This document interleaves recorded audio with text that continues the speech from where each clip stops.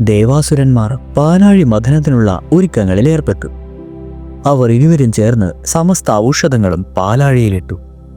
ഞങ്ങൾ ഞൊടിയിടയിൽ മന്ദരപർവ്വതത്തെ ഇവിടെ എത്തിക്കും എന്നട്ടഹസിച്ചുകൊണ്ട് അസുരന്മാർ മന്ദരപർവ്വതത്തെ സമീപിപ്പിച്ചു. മന്ദരപർവ്വതമേ, പാലാഴി മഥനത്തിന് നിന്നെ കടലുകൂലാക്കുവാൻ തീരുമാനിച്ചിരിക്കുന്നു. ഞങ്ങളോടൊപ്പം വരിക, അസുരന്മാർ ആജ്ഞാപിച്ചു. മന്ദരം അത് കേട്ടതായി പോലും ഭാവിച്ചില്ല. മന്ദരത്തിന്റെ ഭാവം അസുരന്മാരെ കുപിതരാക്കി. അവർ പർവ്വതം പറിച്ചുകൊണ്ടു പോകുവാൻ ശ്രമിച്ചു. പക്ഷേ നിരാശരായിരുന്നു ഫലം. ലജ്ജിച്ച് ശിരസ് താഴ്ത്തിയ അസുരർ മടങ്ങി. അസുരന്മാർ മടങ്ങി വന്നപ്പോൾ ദേവകൾ യാത്രയായി. പർവ്വത ശ്രേഷ്ഠ, ദേവലോകത്തിന്റെ നഷ്ടപ്രതാപം വീണ്ടെടുക്കുവാൻ അവിടുന്ന് ഞങ്ങളെ തുണച്ചാലും, പാലാഴി മഥനത്തിന് അങ്ങ് കടകോലായി വർത്തിച്ചാലും ദേവകൾ അഭ്യർത്ഥിച്ചു. ദേവകളുടെ അഭ്യർത്ഥന മന്ദരപർവ്വതം സ്വീകരിച്ചില്ല. ദേവലോകം പൂർവ്വവൈശ്വര്യം നേടിയിട്ടപ്പോൾ ഇപ്പോൾ എനിക്ക് എന്ത് ഫലമാണുള്ളത്? പാലാഴി മതിക്കുന്നതിനും അമൃതെടുക്കുന്നതിനും മറ്റും നിങ്ങളുടെ ആവശ്യം. അതിൽ പങ്കാളിയാകുവാൻ ഞാൻ ആഗ്രഹിക്കുന്നില്ല.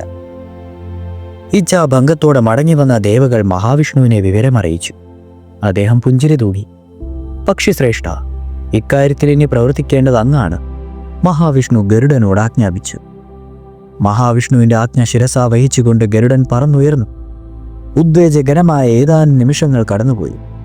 ദേവന്മാരും അസുരന്മാരും പരാജയപ്പെട്ടിടത്ത് ഇതാ ഗരുഡൻ വിജയിച്ചിരിക്കുന്നു. ദൂരെ മിന്നായം പോലെ കാണുന്ന ഗരുഡന്റെ കൊക്കിൽ മന്ദരപർവ്വതം തൂങ്ങിക്കിടക്കുന്നു. ഏവരും സാക്ഷി നിൽക്കെ ഗരുഡൻ മന്ദരപർവ്വതത്തെ പാലാഴിയിൽ സ്ഥാപിച്ചു. ദേവകളെ, അടുത്ത പടിയായി വാസുകിയെ ഇവിടെ എത്തിക്കാം, ബ്രഹ്മദേവൻ നിർദ്ദേശിച്ചു. ഇത്തവണയും അസുരൻ വാസുകിയെ കൊണ്ടുവരുവാനായി ആദ്യം യാത്രയായി. ഹേ നഗത്താനെ, വരിക, പാലാഴി മഥനത്തിന് ഞങ്ങളെ സഹായിക്കുക, ഗർവോടെ അസുരർ ആവശ്യപ്പെട്ടു. ശരി, വരാം. എന്നാൽ സ്വമേധയാ ഞാൻ അവിടെ എത്തുകയില്ല. എന്നെ എടുത്തുകൊണ്ട് പോയിക്കൊള്ളുക. വാസുകി സമ്മതം നൽകി. ഉടൻ തന്നെ അസുരന്മാർ കൂട്ടത്തോടെ വാസുകിക്ക് ചുറ്റും കൂടി ആ നാഗശ്രേഷ്ഠനെ ഉയർത്തുവാൻ ശ്രമിച്ചു. പക്ഷേ വാസുകിയെ ഒരിഞ്ച് പോലും ഉയർത്തുവാൻ അസുരന്മാർക്ക് സാധിച്ചില്ല. അവർ ലജ്ജിതരായി മടങ്ങി. അടുത്തപടിയായി ദേവന്മാർ വാസുകിയെ സന്ദർശിച്ച് തങ്ങളുടെ ആഗ്രഹം അറിയിച്ചു. അസുരന്മാർക്കുണ്ടായ അനുഭവം തന്നെയായിരുന്നു അവർക്കും നേരിടേണ്ടി വന്നത്.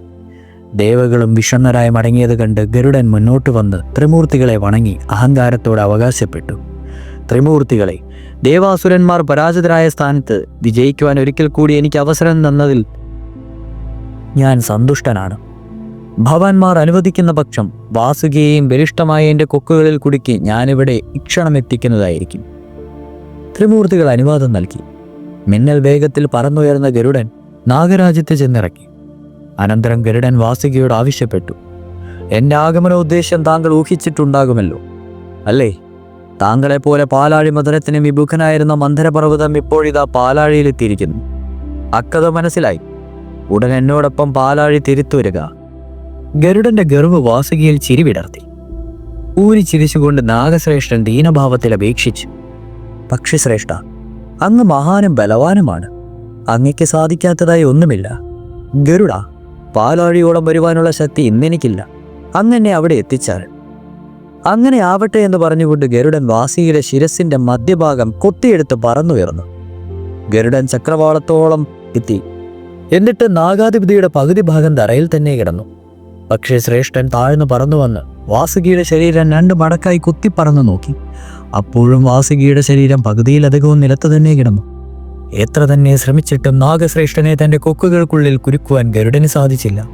നിരന്തരമായ യജ്ഞം ഗരുഡനെ നിശേഷം തളർത്തിയിരുന്നു. അവസാനം നിരാശനായ ഗരുഡൻ വാസുകിയെ അവിടെ ഉപേക്ഷിച്ച ശേഷം ലജ്ജിതനായി മടങ്ങുകയും ചെയ്യും. പാലാഴി തീരത്ത് ആകാംക്ഷകുലരായി നിൽക്കുകയായിരുന്ന ദേവാസുര സമൂഹത്തിന് മധ്യേ അപമാനത്താൽ കുനിഞ്ഞ ശിരസുമായി ഗരുഡൻ ചെന്നിറങ്ങി. പക്ഷിരാജൻ, വാസുകിയെ കൊണ്ടുവരുവാൻ നിനക്ക് സാധിച്ചില്ല അല്ലേ? ഗരുഡ, ഏവരിലും ശക്തനാണെന്ന നിന്റെ അഹങ്കാരമാണ് ഇതിന് കാരണം. മന്ദരത്തെ ഇവിടെ എത്തിക്കുവാൻ നിനക്ക് സാധിച്ചത് നിന്നെ മാത്രം കഴിവാണെന്ന് നനച്ച നീ തീർത്തും മൂടൻ തന്നെയാണ്, പരമേശ്വരൻ പറഞ്ഞു. ഭഗവാന്റെ ഓരോ വാക്കും തൻ്റെ കെറുവിന്മേൽ ആഞ്ഞു പതിക്കുന്നതായി ഗരുഡന് തോന്നി.